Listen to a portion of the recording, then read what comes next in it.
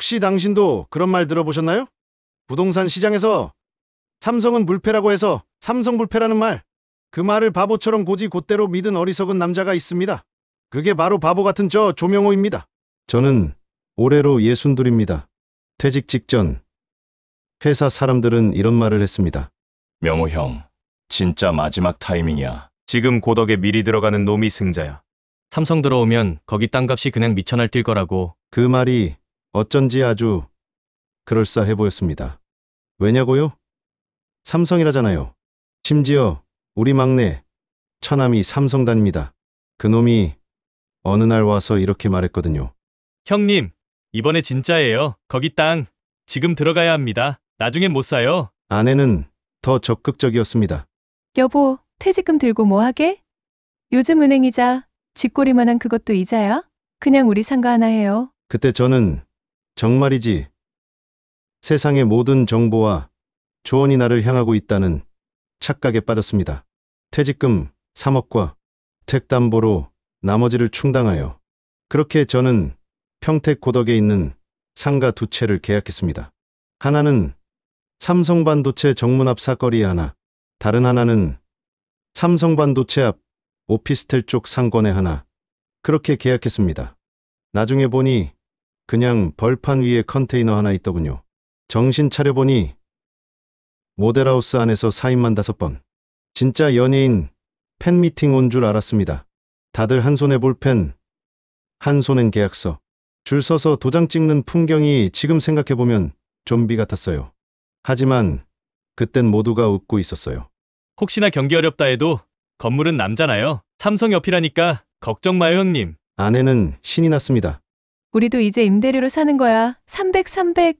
둘이 합치면 600. 하지만 2년 뒤 반도체 공장이 완공되었어도 제 상가는 텅 비어 있었습니다. 첫 번째 상가엔 카페가 들어왔다가 반년 만에 튀었고, 두 번째 상가는 입주 자체가 없었습니다. 그렇게 월 이자 430만 원, 임대료 0원. 아내는 한숨을 쉬기 시작했고, 처남은 화성사업장으로 전근 간다며 연락이 끊겼습니다. 딱 부동산 사기에서 배우는 템포 그대로였습니다. 그때 저는 생각했습니다. 그래도 건물은 있잖아. 그러다 문득 계좌를 보니 이자는 계속 빠지고 나는 원룸 오피스텔에 들어와 있었습니다. 네. 그렇게 저는 퇴직 후 무너져가는 상가와 제 노후를 바꾼 겁니다. 돈이 없으니 부부 사이의 대화도 사라졌습니다. 아내는 저를 남편이 아니라 왼수로 취급하기 시작했죠. 원룸 반지하, 불 꺼진 냉장고 안엔 언제 산 건지 모를 말라 뒤틀어진 깍두기와 김치밖에 없고, 싱크대엔 아내의 한숨이 가득 쌓여 있었습니다. 어느 날 밤 아내가 말했습니다. 우리 진짜 망한 거야? 당신 상가 말고 뭐라도 해봐 좀. 그 말에 저는 처음엔 화가 났지만 곧 고개를 끄덕였습니다. 그래, 나라도 움직여서 산입에 풀칠은 해야 하니. 그렇게 마음을 다잡았습니다. 다음 날 아침 조용히 새벽 5시에 일어나 마트에서 나오는 박스들을 챙겼습니다. 그리고 그날부터 상가 2채 가진 남자는 밤이면 쓰레기통을 뒤지는 남자가 되었습니다. 의외로 폐지 줍는 일 쉽지 않더군요. 경쟁이 치열했습니다.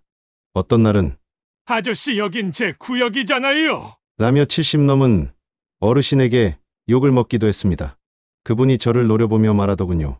건물주라더니 임대료 받아 쓰시지 왜 여기 나와는 거요? 그 말이 뼈를 때렸습니다. 그날 집에 돌아오니 아내가 말없이 밥상을 내놓았습니다. 반찬은 2가지, 무말랭이 그리고 싸늘한 된장국. 돈도 못 벌 거면 상가라도 팔아. 하지만 팔 수가 없었습니다. 그 상가는 이제 빚덩이였으니까요. 감정가 3억 6천, 자녀 대출 4억 1천. 팔면 오히려 더 빚이 늘어납니다. 그날 이후 아내는 따로 저녁을 먹기 시작했습니다. 어차피 당신 시욕도 없잖아. 밥은 알아서 챙겨 먹어. 그 한마디를 그냥 참을 수밖에 없었습니다. 그래도 남자는 듬직하게 버티는 게 미덕이라 생각했거든요. 문제는 그 버팀목이 점점 비틀어지고 있다는 사실을 제가 몰랐다는 겁니다. 며칠 뒤 작은 희망이 생겼습니다. 첫 번째, 상가에 편의점으로 들어오겠다는 사람이 있다는 겁니다. 저는 달려가서 두 손 모아 빌었습니다. 보증금 안 받아도 돼요. 200만 원만 주세요. 그 사람 웃으며 이렇게 말하더군요. 저요? 돈 없어요. 그냥 집에서 노느니 편의점이나 해볼까 했는데 너무 비싸네요. 이 동네 임대료. 그 말에 다시 좌절. 그날 밤 아내는 방문을 잠갔습니다. 이불을 끌고 소파에 누운 저는 텔레비전에서 삼성 고덕효과 특집을 봤습니다. 고덕 상권, 임대 공실률 증가, 상가주 손실 급증. 이제 뉴스도 저를 비웃더군요. 그 순간 저도 모르게 혼잣말을 했습니다. 내가 왜 그랬을까?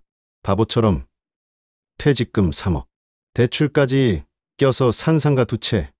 남은 건 아내의 침묵, 단지하방 냄새, 그리고 내 손에 들린 폐지수레. 한때 삼성 옆에 상가 2채 가진 사나이는 이제 가장 빨리 출근하는 폐지 줍는 자영업자가 되어 있었습니다. 그러다 폐지를 줍다 쓰러진 건 그리 놀라운 일도 아니었습니다. 겨울 새벽이었고 골목은 미끄러웠습니다. 허리 숙여 종이박스를 들던 제 몸은 철푸덕 쓰레기 더미 위로 넘어졌죠. 그 순간 정강이 뼈에서 뭔가 끊어지는 소리.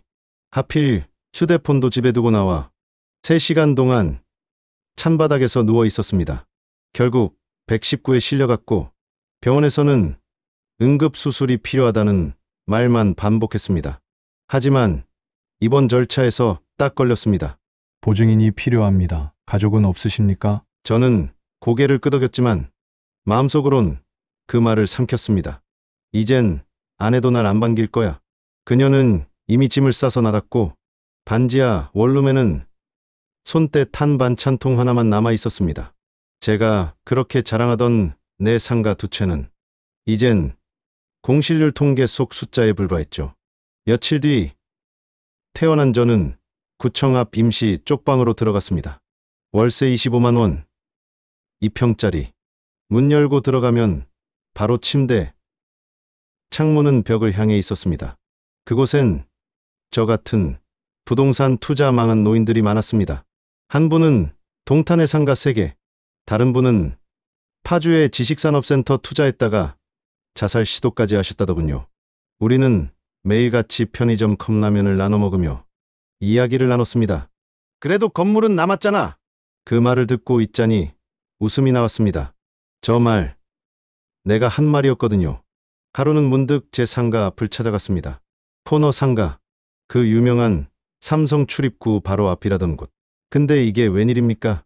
상가 유리문에 적혀있던 글귀, 그 안에 들어간 건 실제 영업장이 아닌 드라마 세트장이었습니다. 스태프들이 조명과 자짜 간판을 붙이고 있었죠. 저는 소리를 질렀습니다. 이건 내 건물이야! 여긴 장사하라고 있는 곳이라고! 그러자 한 PD가 이렇게 말했습니다. 아저씨, 여기 원래 드라마 촬영 장소로 유명했어요. 현실감이 좋잖아요. 그 순간 제가 산 상가가 현실감이 좋은 폐허로 평가받는다는 사실에 허탈한 웃음이 터졌습니다.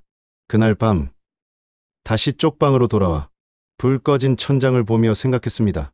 나는 왜 이해도 못한 투자를 했을까? 왜 모두가 좋다니까 나도 좋다고 착각했을까? 그리고 떠오른 얼굴. 막내 처남. 그놈이 그러더군요. 형님, 정보는 힘이에요. 아니요. 이제는 압니다. 정보는 함정이었습니다. 이해 없는 투자는 언젠가 날 잡아먹는 괴물이었습니다. 그리고 저처럼 그 괴물에게 삼켜진 사람이 정말 많다는 사실도. 어느 날 아침 구청 복지사 분이 오셨습니다. 조용히 제 손에 책자 하나를 쥐어주셨습니다. 노인 일자리 신청해보세요. 폐지 말고요. 공원 청소, 어린이 등하교 보조, 전통시장 지킴이 할 수 있는 게 생각보다 많답니다. 그 말에 처음으로 고개를 숙이지 않았습니다. 그래요.